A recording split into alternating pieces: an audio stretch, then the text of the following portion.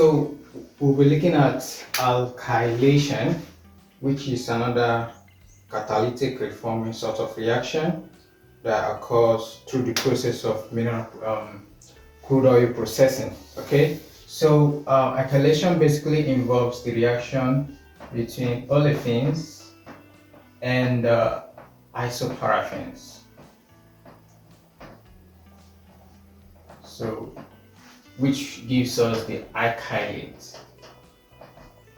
The product of the alkylation reaction is the alkylate, and usually the olefins employed are the C3 to C5 range olefins, and preferably isoparaffins that can contribute more hydrogen, okay, are used. Example is the isobutane, typically used because of the ease of hydrogen transfer, which gives you the alkylate.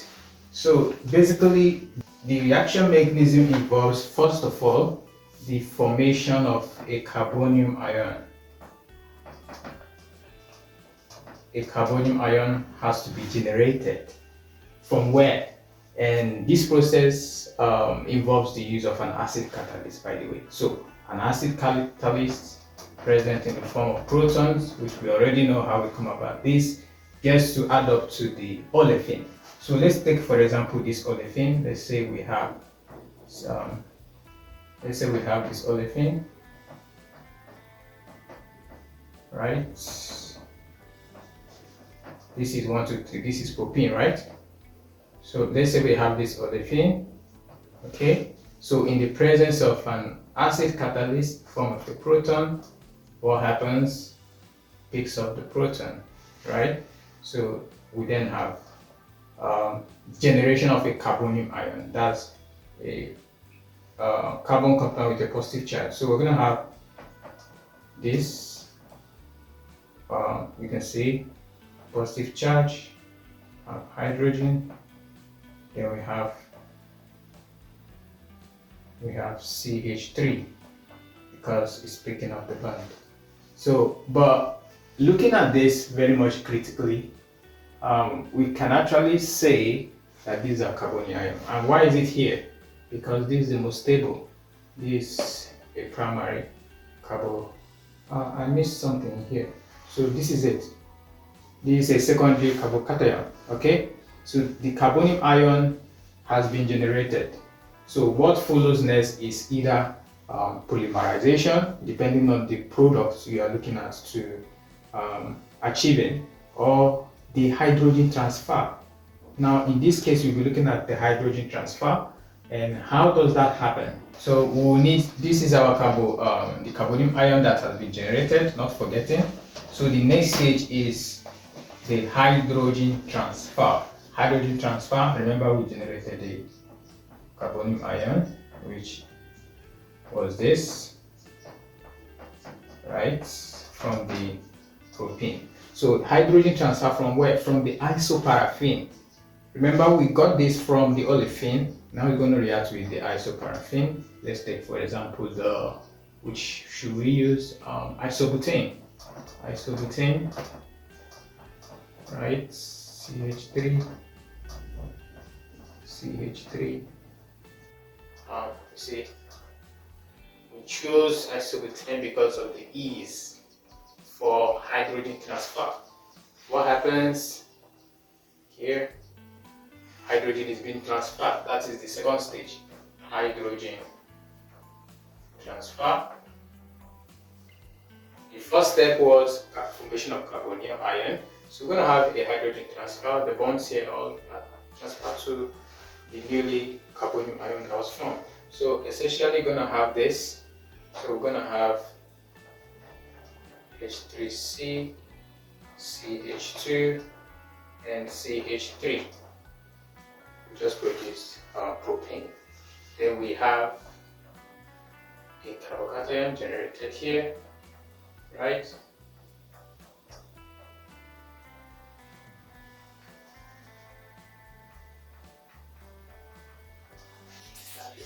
Each of hydrogen transfer that the real alkylation step takes place. the alkylation step has to do with the reaction of this carbocation that has been generated, all right, with the olefin.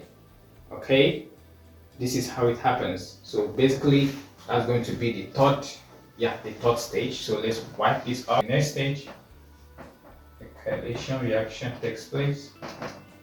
So what is being alkylated? The olefin, right? So we have the olefin we generate in the first place, right? So let's CH3, C, right?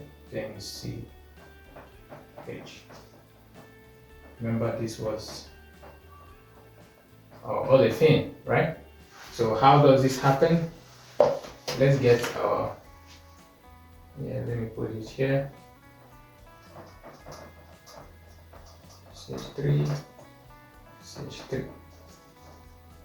So what happens? The alkylation proper. What happens is that the tri-bond gets attached like that, just an addition.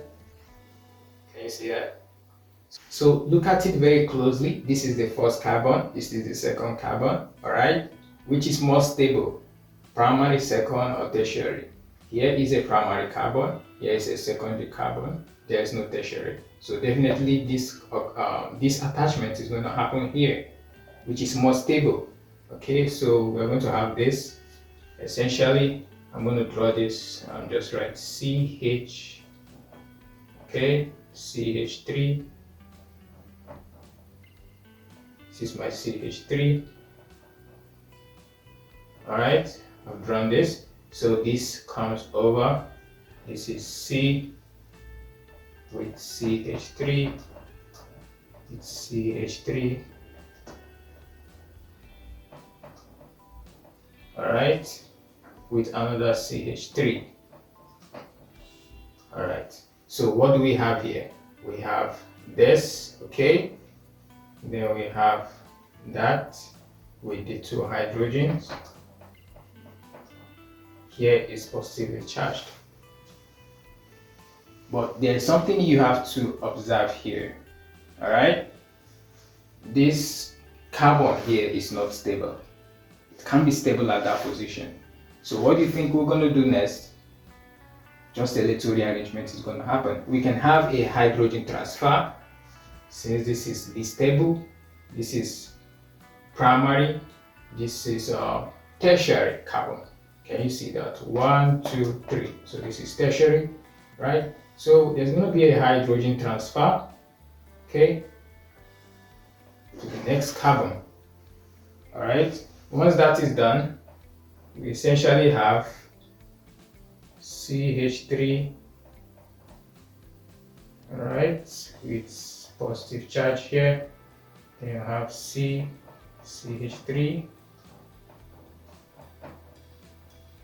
Then you have CH3. Here we have CH3, sorry. Now we can see this is our alkylate product. These are our alkylate products. Now you ask yourself, what is the next thing? Since we've alkylated, gotten our alkylate, we can then choose to terminate the reaction. How does that happen? We can just have a hydrogen transfer back to the isobutane. Once isobutane reacts with this, there could be a hydrogen transfer to stabilize this carbon here, and that is it. We get our alkylate. So how is that going to happen? Is termination. That's if we chose to terminate it here. Termination reaction occurs when the alkylate reacts with the isoparaffin. Okay, so we're gonna have our alkylate again. Here's our alkylate. So we have H3C, right? Then we have carbon. We have CH3, CH3, H3C. Then we have CH3, right? So I said to react the alkylate with the isoparaffin because it's the source of our hydrogen. The ease for hydrogen transfer is very much very high in the isoparaffin. So let's have our isobutane again. Essentially, we're going to generate back our carbocation. So we'll have this. So we'll have a hydrogen transfer. Okay, generating a carbocation there. So now our product is going to be CH3. These are our alkylate now. Carbon. So this has now a hydrogen. So we'll have CH3 here. We have this. We have that. Then we have this CH3. So these are alkylate. Alright? So what's the name of the alkylate? So we have then regenerated our carbocation.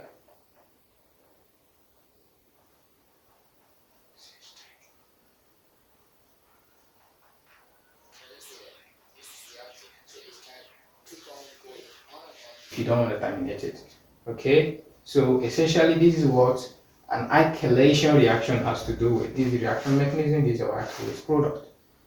From propene, we are having this. We've just alkylated propene to this isoparaffin, all right, which is an alkylate. Now look at it. What is the name of this?